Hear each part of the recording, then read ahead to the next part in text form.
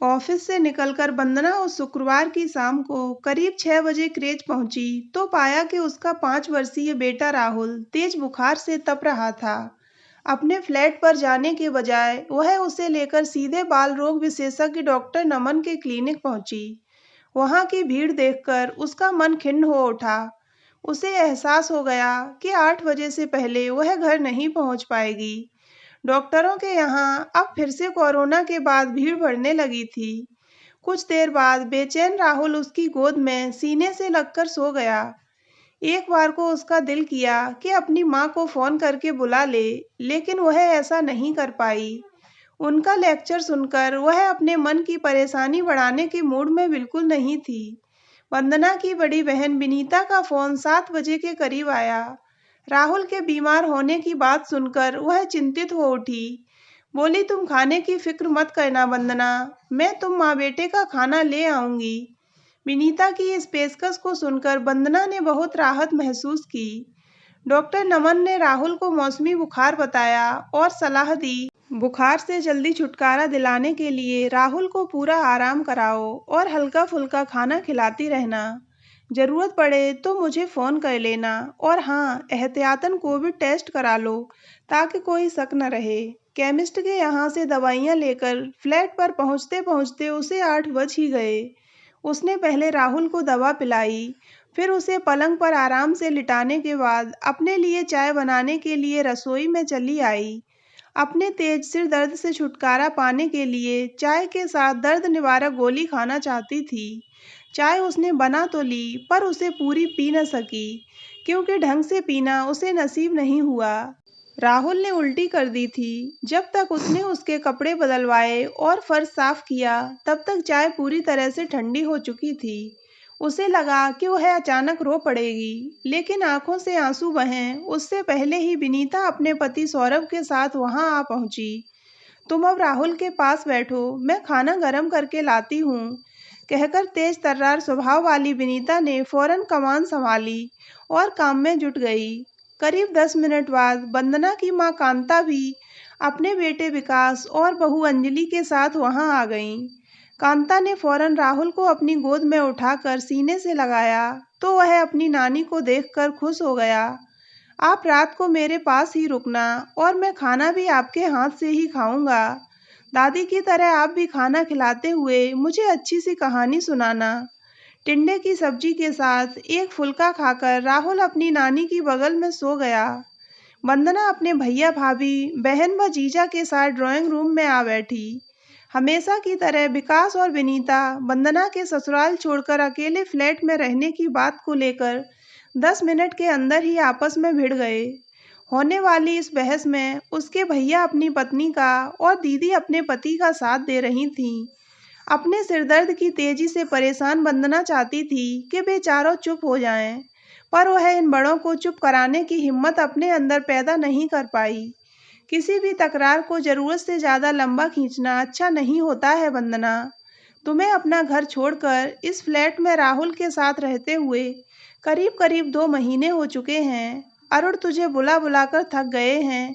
अब तू समझदारी दिखा और वापस लौट जा। भैया विकास की विनीता को दी गई ऐसी सलाह को सुनते ही विनीता भड़क उठी। बेकार की सलाह देकर उसके सब किए कराए पर पानी मत फिरवाओ भैया। विनीता फौरन उससे उलझने को तैयार हो गई। वंदना ने ससुराल के नर्क में वापस लौटने को अलग रहने का कदम नहीं उठाया था। रात दिन की टोका टाकी, रोज रोज का अपमान, अरे 7 साल बहुत लंबा समय होता है यूं मन मार कर जीने के लिए। अगर अरुण को अपनी पत्नी व बेटे के साथ रहना है तो उसे अब अलग होने का निर्णय लेना ही होगा। वंदना किसी कीमत पर वापस लौटने की मूर्खता नहीं दिखाएगी। तुमने इसे भड़का भड़का कर इसका दिमाग खराब न किया होता तो आज यह अपने पति से दूर न रह रही होती। विकास का स्वर शिकायती कड़वाहट से भर उठा। भैया विनीता पर गलत आरोप मत लगाइए। सौरभ ने फौरन अपनी पत्नी का पक्ष लिया। हम दोनों वंदना का साथ दे रहे हैं। अलग फ्लैट में रहने का फैसला उसका अपना है और देख लेना वह जल्दी ही अपने मकसद को पा लेगी। तुम्हें लगता है कि अरुण दबाव में आकर अपने घर से अलग होने को तैयार हो जाएगा? बिल्कुल। अरे अपने बीवी बच्चे से दूर रहना आसान नहीं होता है। मैं आपसे सहमत हूँ जीजाजी, अंजलि ने अपना मत व्यक्त किया। अरुण जीजाजी अपने घरवालों के साथ बड़ी मजबूती से जुड़े हुए हैं। उनकी छोटी बहन कुंवारी घर में बैठी है। जब तक उसकी शादी नहीं हो जाती, तब तक उनके अलग होने का सवाल ही नहीं उठता है। अपने घरवालों के प्रति अपनी जिम्मेदारियों को वह घर से अलग रहते हुए क्या पूरी नहीं कर सकता है? और क्या वंदना को खुश और सुखी रखना उसकी सबसे पहली जिम्मेदारी नहीं होनी चाहिए? विनीता के इस सवाल के जवाब में विकास और अंजलि को खामोश रहना पड़ा। अरुण और वंदना के बीच बिगड़े रिश्ते के विभिन्न पहलुओं की चर्चा उन चारों के बीच चलती रही थी। वंदना ने कठिनाई से एक फुल्का खाया और अपने सिरदर्द से लड़ते हुए मजबूरन उन सबके बीच बैठी रही। रह रहकर उसका मन अतीत की यादों में घूम आता था। इन सब लोगों के बीच चल रही बहस में उसकी ज़्यादा रुचि नहीं थी, क्योंकि वह इनकी दलीलें पहले भी कई बार सुनकर पक चुकी थी। जब वे चारों घंटे भर बाद भी चुप होने को तैयार नहीं हुए, तो हार कर वंदना ने थके स्वर में हस्तक्षेप किया। ससुराल छोड़कर यहाँ अलग रहने का मेरा फैसला गलत था या ठीक, इस विषय पर अब बहस करने का क्या फ़ायदा है? किसी को भी परेशान होने की ज़रूरत नहीं है। भविष्य में मेरे इस कदम के कारण जो भी नतीजा निकलेगा, उसकी जिम्मेदार मैं सिर्फ खुद को ही मानूंगी, किसी और को नहीं।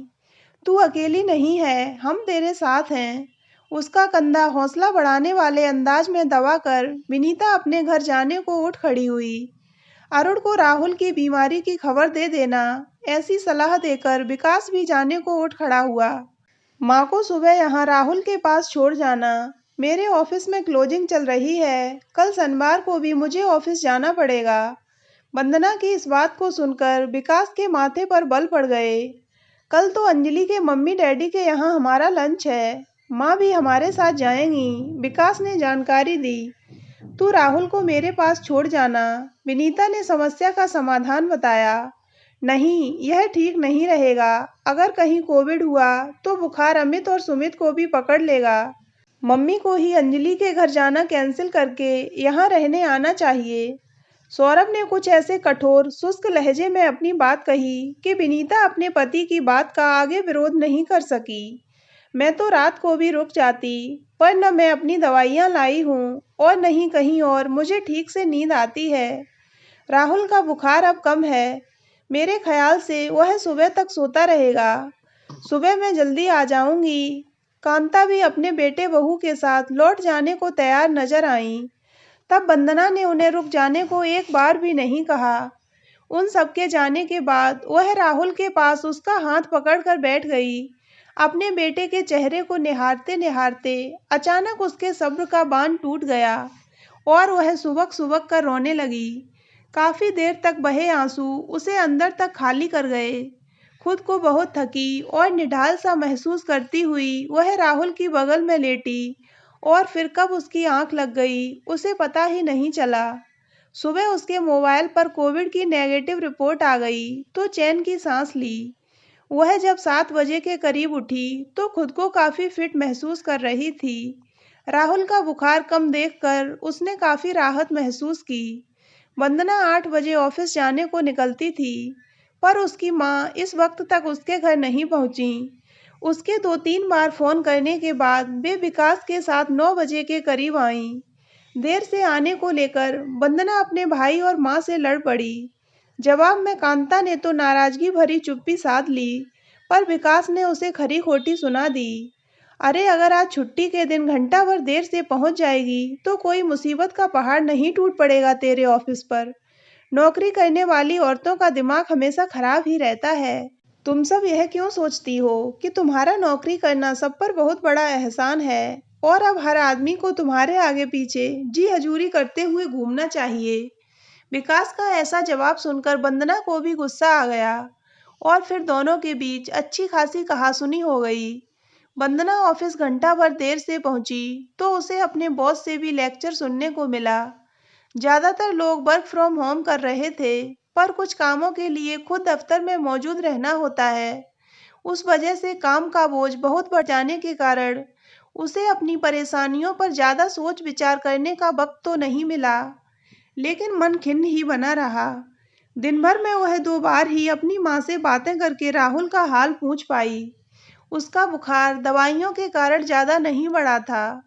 राहुल से उसकी बात नहीं हुई, क्योंकि जब उसने फ़ोन किया तो दोनों बार राहुल सो रहा था। लंच में उसके मोबाइल पर अरुण का फ़ोन आया। जब से वह अलग फ्लैट में रहने लगी थी, तब से उन दोनों के बीच बड़ा खिंचाव सा पैदा हो गया था। दोनों ने खुलकर एक दूसरे से दिल की बातें करना बंद सा कर दिया था।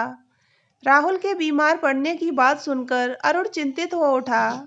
उसकी फिक्र मत करो, माँ मुझसे ज़्यादा अच्छे ढंग से उसका ध्यान रख रही हैं। वंदना ने और रूखा सा जवाब देकर राहुल की बीमारी की चर्चा को झटके से बंद कर दिया। चाह कर भी वह ऑफिस से जल्दी नहीं निकल पाई। शाम को 6 बजे जब वह घर पहुंची, तो अरुण को राहुल के साथ ड्राइंग रूम में खेलते देख मन ही मन चौंक पड़ी। अरुण ने तो इस फ्लैट में कभी कदम न रखने का प्रण कर रखा था। यहाँ अलग रहने के उसके फैसले से वह सख्त नाराज जो हुआ था। राहुल उसे देखते ही उससे लिपट गया।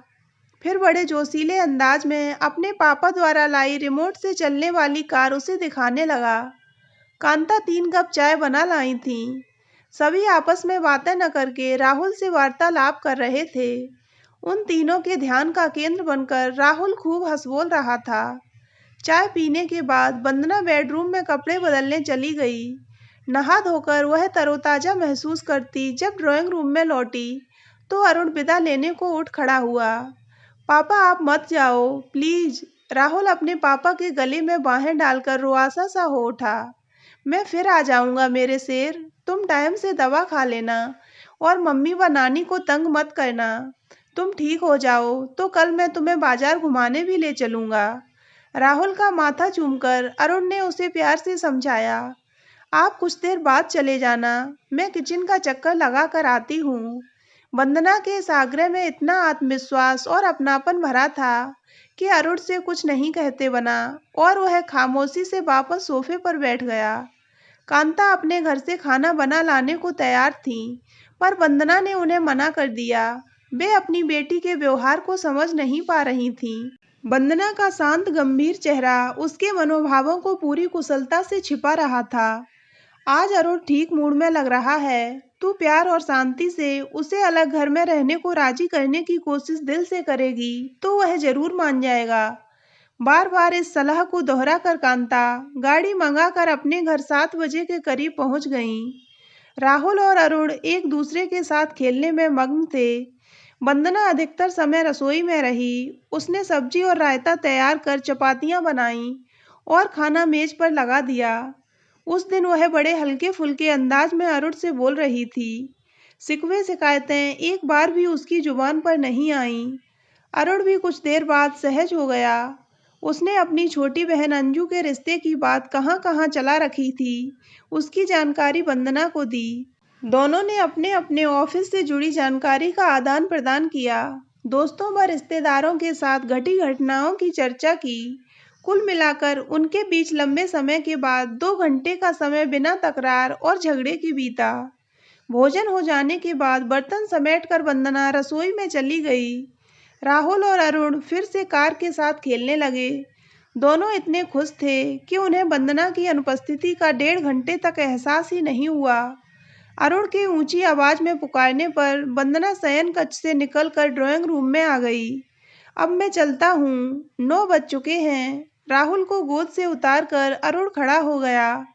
कोई जवाब न देकर वंदना वापस बेडरूम में चली गई, तो अरुण की आंखों में हैरानी और उलझन के मिले जुले भाव उभर आए। वंदना एक बड़े सूटकेस को पहियों पर चलाती जब फौरन लौटी, तो अरुण चौंक पड़ा। चलो। वंदना ने सूटकेस को मुख्य द्वार की तरफ धकेलना जारी रखा। तुम साथ चल रही हो? हाँ। वंदना का जवाब सुनकर राहुल खुशी से तालियां बजाता अपने पिता की गोद में चढ़कर उछलने लगा। यूं अचानक? मैं बहुत हैरान भी हूँ और बेहद खुश भी। अरुण ने प्यार से राहुल का माथा चूम लिया। वंदना अरुण का हाथ अपने हाथों में लेकर चलने लगी। अपने घर इस तरह लौट आने पर दोनों नहीं, तीनों ही बहुत खुश थे। तो दोस्तों, अगर आपको ये कहानी अच्छी लगी हो तो वीडियो को लाइक करें और ऐसी ही अन्य कहानियाँ सुनने के लिए हमारे चैनल को सब्सक्राइब अवश्य करें।